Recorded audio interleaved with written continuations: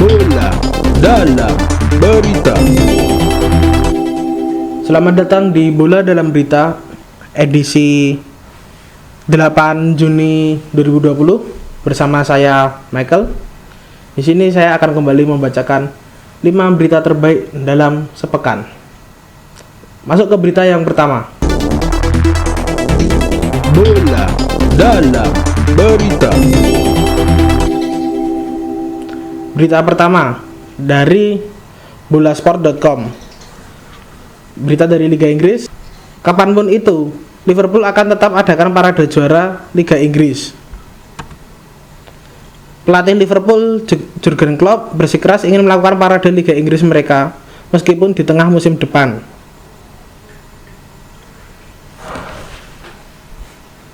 Biasa bro, laler. Gimana ini Jurgen Klopp ini? Ya bagus sih bapak ini, maksudnya Liverpool kan udah lama nggak ngerasakan juara Liga Inggris, angkat trofi. Tapi ya kondisi pandemi seperti ini ya susah juga nanti. Susahnya soalnya beliau bilang kalau kalaupun kondisi akan kembali normal, walaupun itu mungkin pertengahan musim depan atau gimana, mereka tetap akan mengadakan perayaannya pada saat kondisi Inggris sudah normal dan bisa untuk melakukan aktivitas kembali seperti biasa. Tapi Pak, misalnya kalau nggak normal, maksudnya akhirnya ini musim ini selesai, lalu musim depan dijalankan dengan tetap protokol yang sama, lalu ketika udah penentuan juara yang selanjutnya, misalnya si juara Manchester United lah taruhlah, kan piala udah pindah ke MU, terus nanti Liverpool mau juara, mau ngangkat piala apa Pak? Mau ngangkat piala Suratin.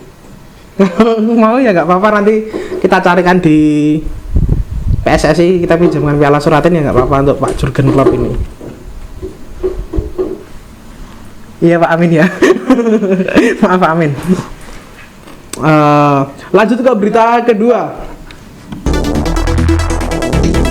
Bola dalam berita. Berita kedua dari Indosport.com. Presiden The Maxman sebut supporter tetap ke stadion meski Liga 1 tanpa penonton. Presiden The Maxman, Ocha Alim Bahri, menyebut para kelompok supporter setiap klub akan tetap datang ke stadion meskipun Liga 1 2020 dilanjutkan tanpa penonton. Katanya, bahkan dengan melihat sepatu pemain PSM saja, supporter sudah sangat senang sekali, apalagi kalau sampai memegang dinding stadion. Kecintaan supporter terhadap klubnya susah dijabarkan dalam berkata-kata, tandasnya. Begitu kata bapak tersebut sebagai Presiden Maxman. Ya, ketika kalau liga jalan tanpa penonton lalu supporter tetap datang, itu sebenarnya udah terjadi di banyak kota Pak, kayak gitu Pak. Maksudnya ada penonton pun biasanya supporter juga pada datang, nggak beli tiket, datang ke stadion. Berarti nggak ada perbedaannya dengan yang kemarin-kemarin dong. Itu nanti serem itu kalau misal pada datang ke stadion. Misal kayak teman-teman dari bonek liar itu datang berbondong-bondong estafet dari beberapa kota masuk ke sebuah kota yang jadi home turnamen. Wah, jadi klaster bonek, jadi klaster apa, ngeri. Nah, kalau Maxman mungkin kompetisi nggak di Jawa, jadi rada aman, agak aman sih. Kalau yang di Jawa-Jawa ini serem Pak, kalau misalnya tetap datang ke stadion ini.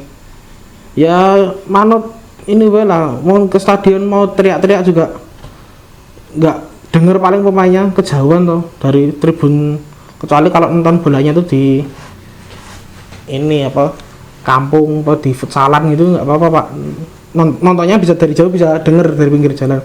Kalau dari stadion, di luar stadion, sama mau apa merasakan dinding stadion itu apa tuh Pak? Nggak pernah ketemu dinding stadion loh. Nobar neng dinding stadionnya sendiri-sendiri aja, apa nonton sendiri.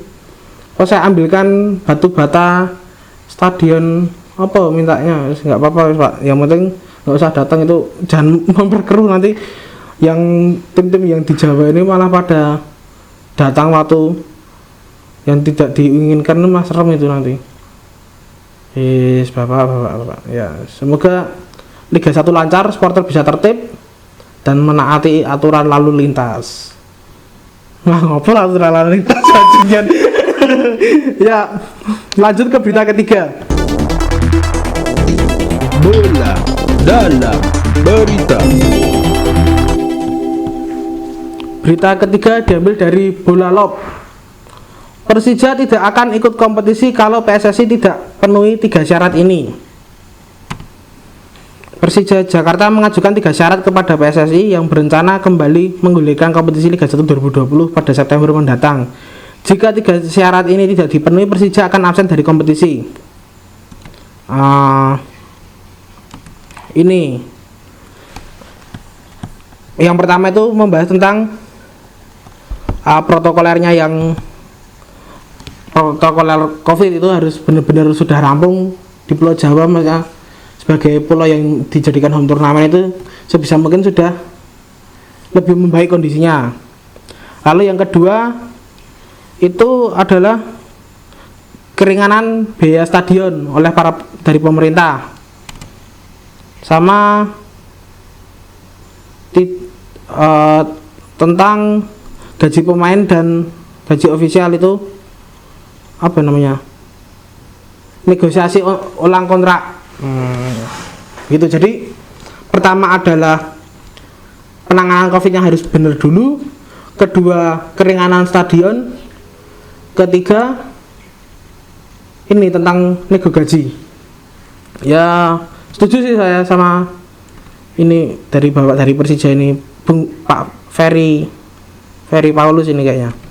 Ya Pak Ferry Paulus, ya cara sih setuju ini. Pertama jelas ya toh, penanganan COVID-nya yang di daerah tersebut harus dengan baik, maksudnya kita protokolernya itu dijaga benar-benar. Gimana caranya agar kompetisi itu malah nggak menjadi menyebarkan virus ke tempat yang baru, maksudnya dari tim satu ke tim lain itu kan cukup berbahaya. Misalnya kalau dimainkan di kota-kota yang zonanya sangat merah, mungkin merahnya tuh menghitam gitu, nah itu serem itu. Apalagi kalau tentang keringanan biaya stadion. Kalau keringanan biaya stadion kan ini katanya mau home turnamen gitu. Terus keringanan stadion ya mungkin itu urusannya PSSI aja Pak. Kalau semisal Bapak minta keringanan biaya stadion Persija yang sering gonta-ganti stadion sama mungkin sewanya sering dimahalin, ya besok aja setelah COVID, setelah liga jalan normal itu kalau minta keringanan stadion nggak apa-apa Pak.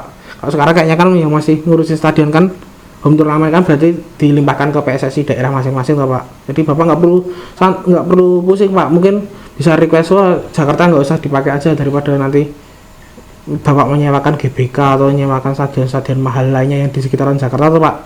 Saya paham kok, saya paham yang Bapak maksud.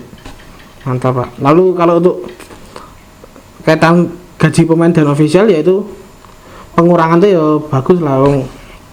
Pendapatan berkurang dari tiketing nggak dapat, lalu dari mungkin merchandising pun juga sedikit low, ya kan berarti tim pendapatan normal itu berkurang. Apalagi urusan tiketing segala macam yang benar-benar jadi pokoknya klub.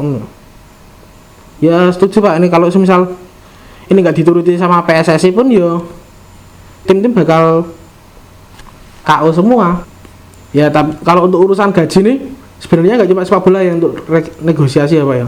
Semua dunia pekerjaan di Indonesia sepertinya itu juga ada negosiasi ulang kontrak gaji dan segala macam, ada penurunan gaji. Itu resiko kita semua sebagai makhluk hidup yang terkena musibah pandemi ini. Apalagi kita sebagai orang Indonesia yang harus nerima seperti yang di sisi kemarin. Pokoknya ujungnya kita sebagai orang Indonesia itu harus terima Pak. Jadi ya kita nggak apa-apa loh gaji dikurangi. Misalnya pemain itu pasti juga terima aja. Kemampuan pemain pasti juga maksimalnya di dunia sepak bola. Kecuali kalau bisa jadi artis trip and my adventure atau segala macam itu kan aman. Kalau yang cuma skillnya di bola ya kondisi kayak gini ya susah. Tapi ya wis, resiko pandemi jalani, nikmati dan tetap jaga kesehatan. Yoi. Masuk ke berita keempat. Bola dalam berita. Berita keempat diambil dari liputan6.com. Isi lengkap panduan protokol kesehatan rancangan PSSI untuk kelanjutan kompetisi.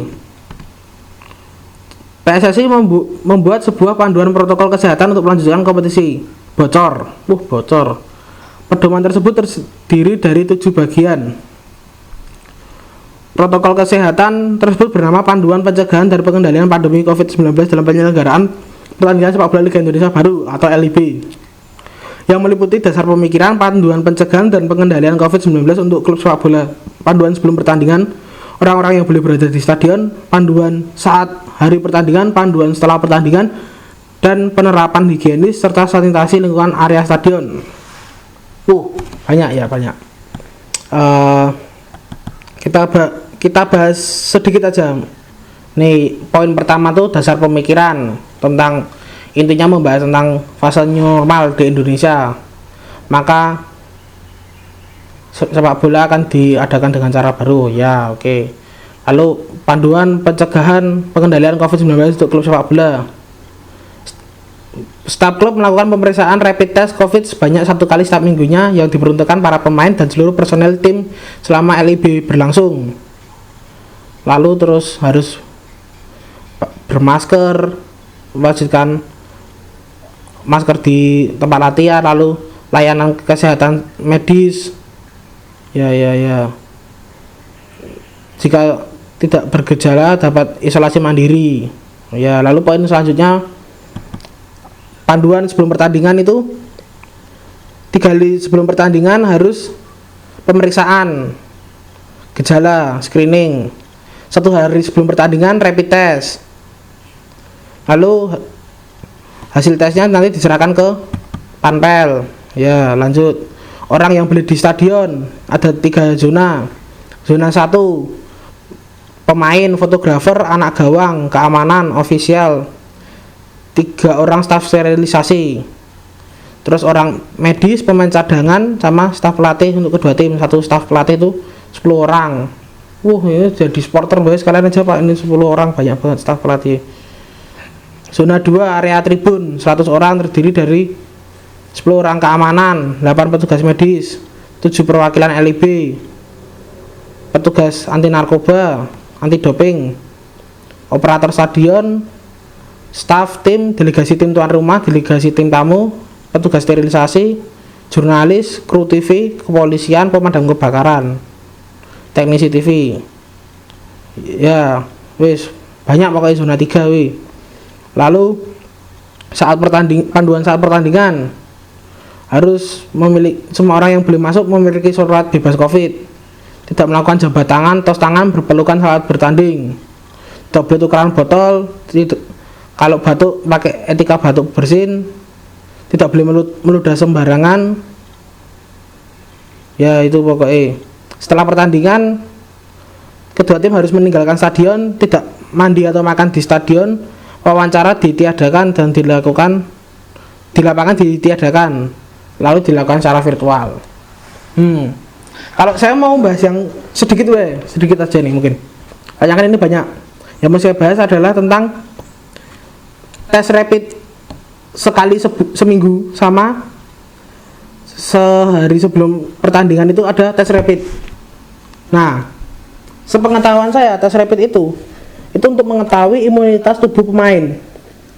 Itu sebelum swab test yang akhirnya untuk mengetahui positif atau tidaknya. Dan kalau kita bicara tentang rapid test itu baik dilakukan ketika 2 minggu setelah potensi paparan COVID. Jadi kalau semisal Anda tiba-tiba positif ini, misalnya pemain pertandingan tim, contohlah Persibaya musuh Arema, pemain Persibaya yang positif ketika menjelang melawan Arema. Nah, itu kan berarti diketahuinya kan dari rapid. Padahal kalau dia waktu itu rapid itu reaktif, berarti dia paparannya 2 minggu sebelumnya. Otomatis tim-tim yang 2 minggu sebelumnya itu harus juga dites atau mungkin di karantina tidak boleh ada pertandingan. Sedangkan kalau semisal dalam 2 minggu itu dalam seminggu ada 2 pertandingan, satu tim melakukan 2 pertandingan, berarti dalam 2 minggu kan sudah melewati 3 pertandingan satu tim. Nah, kalau kita habis ketemu ini berarti nanti percabangannya itu kan 3/3 berarti ada 9 pertandingan. Nah, itu nanti kan semakin menyebar, semakin meluas tuh. Jadi sebenarnya rapid test pun ya bagus untuk protokol kesehatannya, tapi mungkin juga perlu ditinjau sistem pertandingannya tim yang ketemu. Semisal kalau menurut hemat saya dilakukan pertandingan tuh antar 4 klub dulu. Jadi misalnya Persija, Persebaya, Arema, Persib, itu 4 ditandingin dulu terus sampai rollingnya mereka sampai selesai selama 2 minggu, baru moving ke tim yang lain. Karena apa? Kalau kayak gitu kan ketika nanti ada salah satu pemain yang kena paparan COVID, udah apa? Hanya 4 itu aja nanti yang dikarantina, ditunda pertandingannya. Yang lainnya enggak terkena pengaruh. Tapi kalau misal kayak gini nanti trackingnya susah gitu loh. Trackingnya susah ya, dan jadi semakin menambah resiko pemain yang bermain sepak bola, karena ya gimana, orang sepak bola itu nggak saling bersentuhan, nggak body contact. Masa ya berjarak, mas saya mau tackle boleh saya minta bolanya, oh ya silakan mas, dioper deng, itu kan nggak mungkin toh. Apalagi wah, kalau saya jadi pemain itu mau nendang bola saya ludahi dulu, saya tendang, kipernya nggak mau nangkep itu mesti. Nah, itu gol, wah saya bisa jadi top score. Tapi kan kayak gitu nggak mungkin juga. Ini harus lebih diperdalam lagi pak, mumpung masih Oktober katanya toh, mumpung masih Oktober. Ngurusi liga aja selalu yang normal, nggak ada kondisi pandemi aja selalu berhasil dan selalu sukses. Apalagi kalau untuk urusan kayak gini pasti cemerlang pengurus PSSI itu. Yakin alibi bagus, PSSI bagus semua. Yang jelek saya. Lanjut ke berita terakhir The Last One, berita nomor 5. Bola dalam berita. Berita kelima diambil dari detik.com. PSSI FIFA pastikan Piala Dunia U20 2021 tetap sesuai jadwal. PSSI dan FIFA baru saja menggelar rapat persiapan U20 2021. Hasilnya didapatkan kepastian bahwa ajang ini tetap digelar sesuai jadwal 2021. Sekarang 2020. Banyak stadion yang mungkin juga belum siap, pembangunan segala macam dihentikan untuk penanganan COVID. Euro yang 2020 aja ditunda, Copa America pun ditunda, banyak kompetisi sekarang ditunda. Nah, Indonesia masih mikirin tentang World Cup U20 loh. Nah, itu nanti dananya juga dari mana? Wong dananya banyak juga yang ditalangi untuk ngurusi COVID gitu loh. Ya bagus sih, mungkin ini ajang pertama kalinya Indonesia unjuk gigi di dunia sepak bola dan untuk memperkenalkan diri ke FIFA. Tapi ya kalau untuk kondisi seperti ini gimana ya? Ya harusnya dicarikan opsi yang lebih baik untuk World Cup ini. Malah kalau enggak ya ikut ditunda aja sekalian, wong kayaknya yang di luar juga pada tunda semua kok. Kelasnya Euro yang pemain senior aja ditunda, apalagi kalau yang kelasnya U20. Kita masih mau mikir stadion, renovasi, ganti kursi, lalu fasilitas penunjang stadion, semisal transportasi umum segala macam yang terintegrasi untuk mengarah ke stadion. Itu kembali lagi nanti jadi masalah, no. Karena kok sekarang di mana-mana sedang ada krisis. Ya baiknya bapak-bapak yang di sini lebih mengurusi gimana caranya mengelola tata kelola sepak bolanya kita lebih baik dulu, maksudnya kita benahi apa yang dekat-dekat terlebih dahulu, baru ya untuk World Cup dipikir besok dulu aja pak. Toh ya nggak urgent banget kok kita butuh World Cup. Toh ini ya ajang apa ini, ajang junior yang Indonesia ya nggak bergengsi di dunia loh.